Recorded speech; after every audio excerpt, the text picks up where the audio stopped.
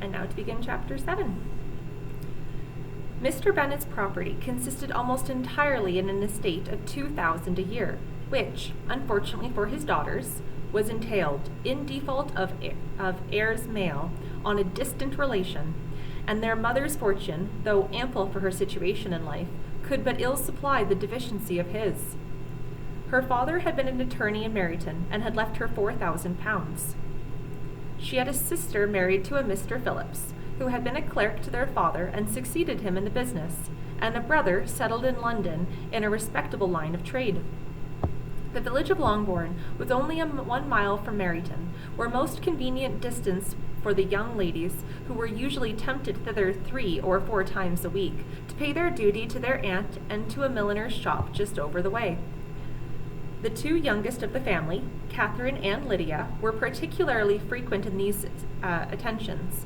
Their minds were more vacant than their sisters', and when nothing better offered, a walk to Meryton was necessary to amuse their morning hours and furnish conversation for the evening. And however bare of news the country in general might be, they always contrived to learn some from their aunt.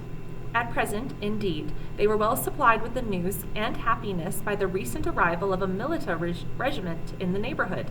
It was to remain the whole winter, and Meryton was the headquarters. Their visit to Mrs. Phillips were now productive of the most interesting intelligence. Every day added something to their knowledge of the officers' names and connections. Their lodgings were not long a secret, and at length they began to know the officers themselves. Mr. Phillips visited them all, and this opened to his nieces a source of felicity unknown before.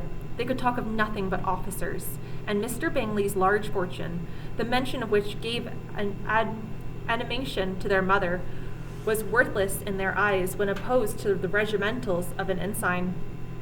After listening one morning to their effusions of this subject, Mr. Bennet coolly observed, "From all that I can collect by your manner of talking, you must be 2 of the silliest girls in the country.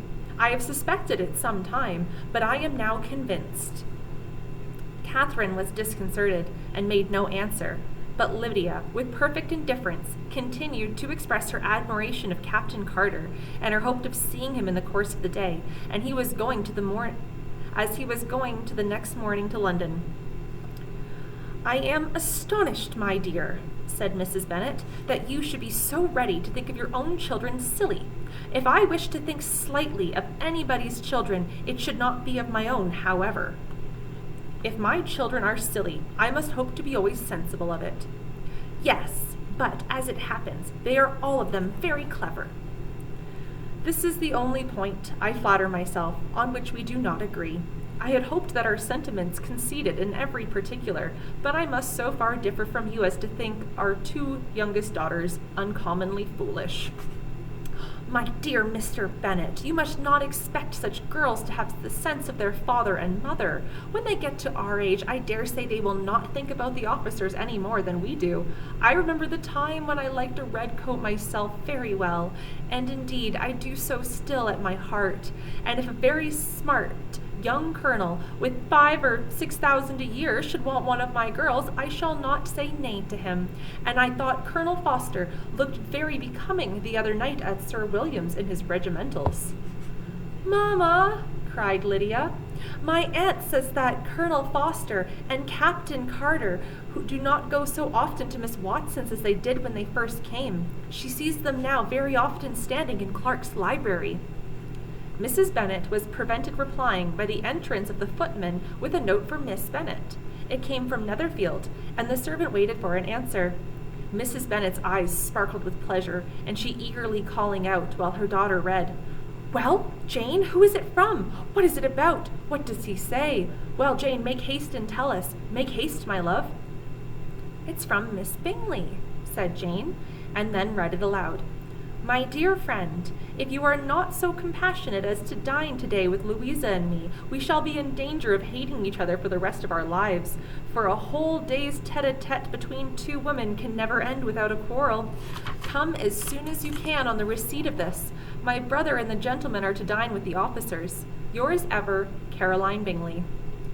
"With the officers!" cried Lydia. "I wonder my aunt did not tell us of that." "Dining out," said Mrs. Bennet. That is very unlucky." "Can I have the carriage?" said Jane. "No, my dear, you had better go on horseback, because it seems likely to rain, and then you must stay all night." "That would be a good scheme," said Elizabeth, "if you were sure that they would not offer to send her home." "Oh, but the gentlemen will have Mr. Bingley's chaise to go to Meryton, and the Hursts have no horses to theirs." "I had much rather go in the coach." "But, my dear, your father cannot spare the horses, I am sure. They are wanted at the farm, Mr. Bennet, are they not?" "They are wanted in the farm much oftener than I can get them." "But if you have got them today," said Elizabeth, "my mother's purpose will be answered." She did not at last extort from her father an acknowledgment that the horses were engaged. Jane was therefore obliged to go on horseback, and her mother attended her to the door with many cheerful prognostics of a bad day. Her hopes were answered. Jane had not been gone long before it rained hard. Her sisters were uneasy for her, but her mother was delighted. The rain continued the whole evening without intermission. Jane certainly would not come back. "This was a lucky idea of mine indeed," said Mrs. Bennet more than once, as if the credit of making it rain were all her own. Till the next morning, however, she was not aware of all the felicity of her contrivance. Breakfast was scarcely over when a servant from Netherfield brought back the following note for Elizabeth. "My dearest Lizzie, I find myself very unwell this morning, which, I suppose, is to be imputed to my getting wet through yesterday. My kind friends will not hear of my returning home till I am better. They insist also on my seeing Mr. Jones. Therefore do not be alarmed if you should hear of his having been to me, and, excepting a sore throat and a headache, there's not much the matter with me. Yours."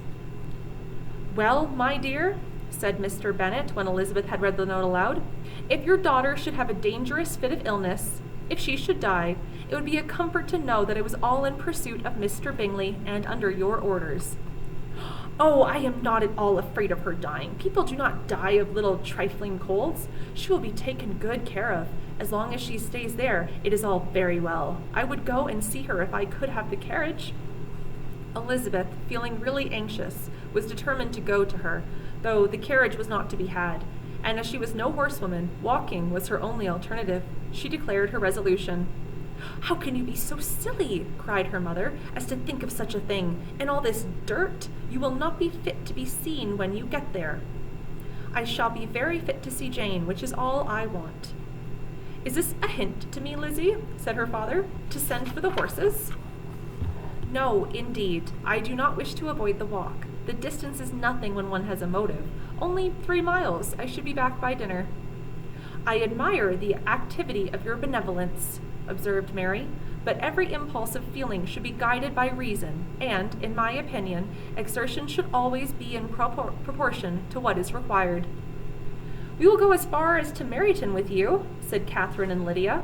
Elizabeth accepted their company, and the 3 young ladies set off together. "If we make haste," said Lydia as they walked along, "perhaps we may see something of Captain Carter before he goes." In Meryton they parted. The 2 youngest repaired to the lodgings of one of the officers' wives, and Elizabeth continued her walk alone, crossing field after field at a quick pace, jumping over stiles and springing over puddles with impatient activity, and finding herself at last within view of the house, with weary ankles, dirty stockings, and a face glowing with the warmth of exercise. She was shown into the breakfast parlor, where all but Jane were assembled, and where her appearance created a great deal of surprise. That she should have walked 3 miles so early in the day, in such dirty weather and by herself, was almost incredible to Mrs. Hurst and Miss Bingley, and Elizabeth was convinced that they held her in contempt for it. She was received, however, very politely by them, and in their brother's manners there was something better than politeness. There was a good humour and kindness. Mr. Darcy said very little, and Mr. Hurst nothing at all.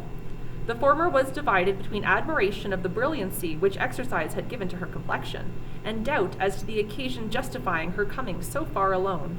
The latter was only thinking of his breakfast. Her inquiries after her sister were not favourably answered. Miss Bennet had slept ill, and though up, was very feverish, and not well enough to leave her room. Elizabeth was glad to be taken to her immediately, and Jane, who had only been withheld by the fear of giving alarm and inconvenience from expressing in her note how much she longed for a visit, was delighted at her entrance. She was not equal, however, to much conversation, and when Miss Bingley left them together, could attempt little besides expressions of gratitude for the extraordinary kindness she was treated with. Elizabeth silently attended her. When breakfast was over, they were joined by the sisters, and Elizabeth began to like them herself, when she saw just how much affection and solicitude they showed for Jane. The apothecary came, and having examined his patient, said, as might be supposed, that she had caught a violent cold, and that they must endeavor to get the better of it, advised her to return to bed, and promised her some draughts. The advice was followed readily, for the feverish symptoms increased, and her head ached acutely. Elizabeth did not quit her room for a moment, nor were the other ladies often absent. The gentlemen being out, they had in fact nothing to do elsewhere. When the clock struck 3, Elizabeth felt that she must go, and unwillingly said so. Miss Bingley offered her the carriage, and she only wanted a little pressing to accept it, when Jane testified such concern in parting with her, that Miss Bingley was obliged to convert the offer of the chaise into an invitation to remain at Netherfield for the present. Elizabeth most thankfully consented, and a servant was dispatched to Longbourn to acquaint the family with her stay and bring back a supply of clothes. Chapter 8. At 5 o'clock, the two ladies retired to dress, and at 6:30 Elizabeth was summoned to dinner. To the civil inquiries which then poured in, and amongst which she had the pleasure of distinguishing the much superior solicitude of Mr. Bingley's, she could not make a very favourable answer. Jane's was by no means better. The sisters, on hearing this, repeated 3 or 4 times how much they were grieved, how shocking it was to have a bad cold, and how excessively they disliked being ill themselves, and then sought no more of the matter, and their indifference towards Jane would not immediately before them restored Elizabeth to the enjoyment of all of her original dislike. Their brother, indeed, was the only one of the party in whom she could regard with any complacency. His anxiety for Jane was evident, and his attentions to herself most pleasing, and they prevented her feeling herself so much an intruder as she believed she was considered by the others. She had very little notice from any but him. Miss Bingley was engrossed by Mr. Darcy, and her sister scarcely less so.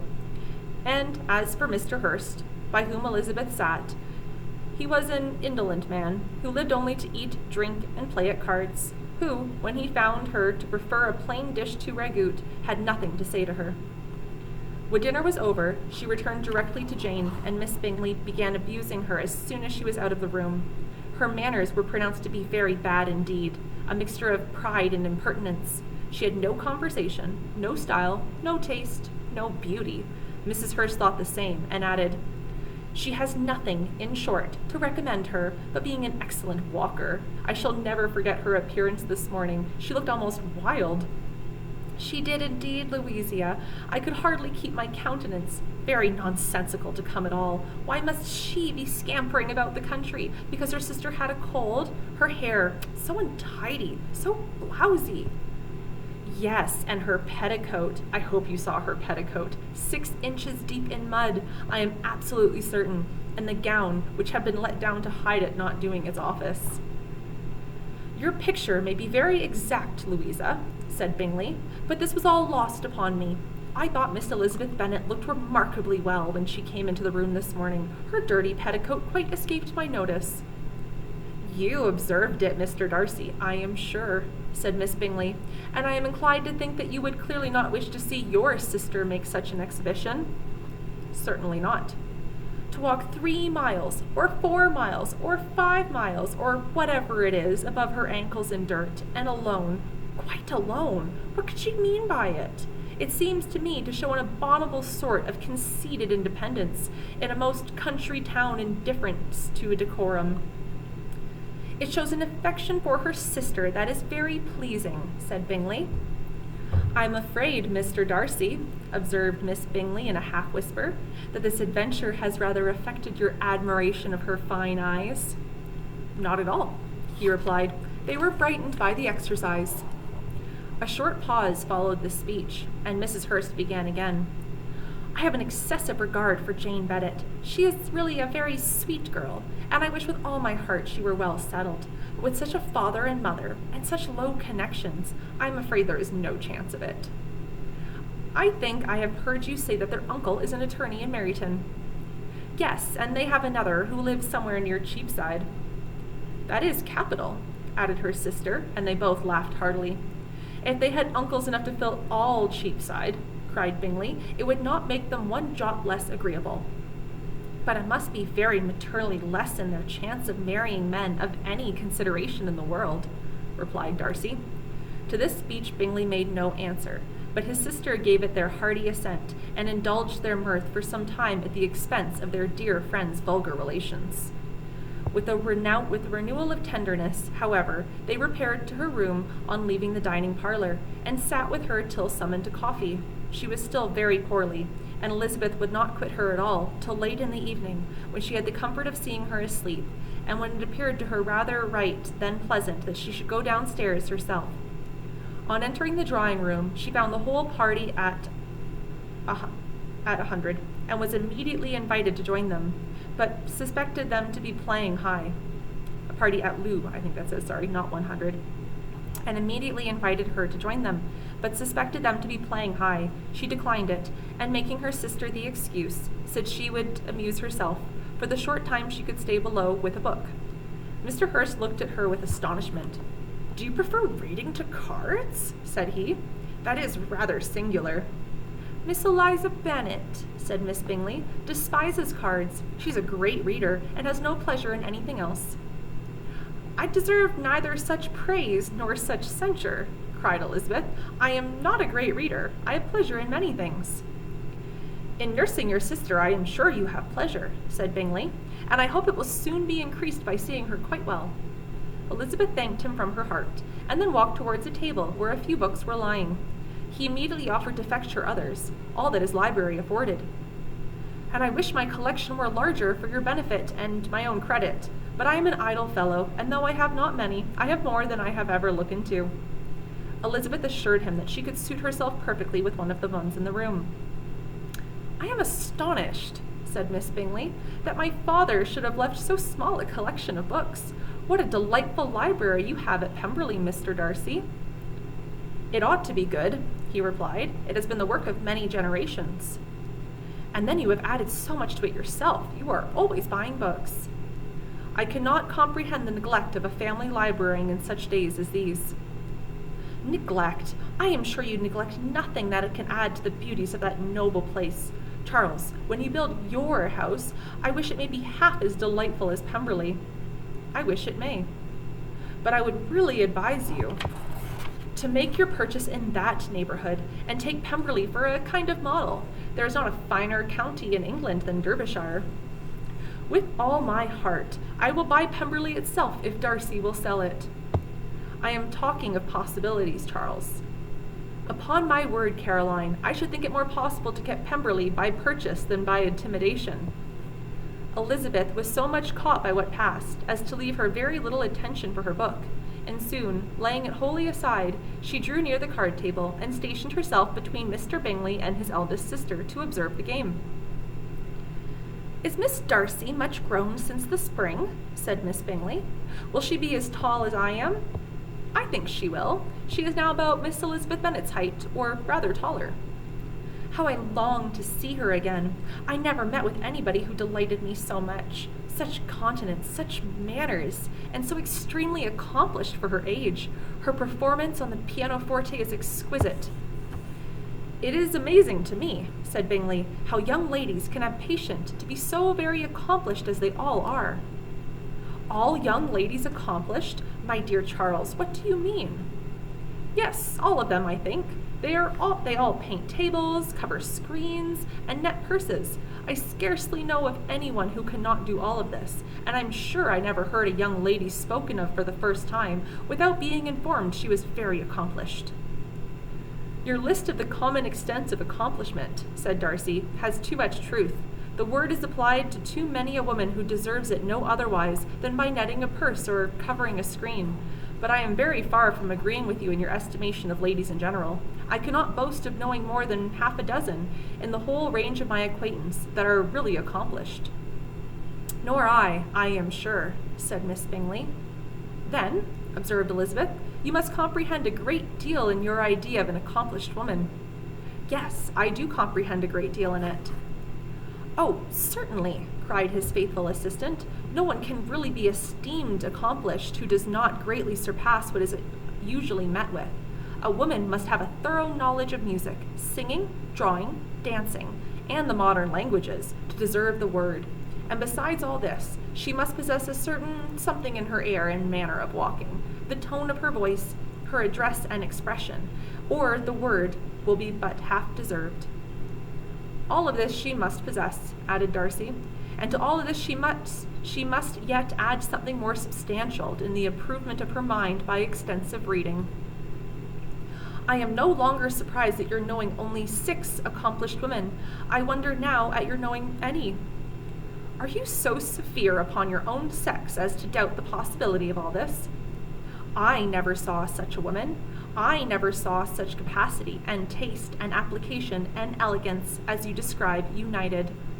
Mrs. Hurst and Miss Bingley both cried out against the injustices of her implied doubt, and were both protesting that they knew many women who answered this description, when Mr. Hurst called them to order, with bitter complaints of their inattention to what was going forward.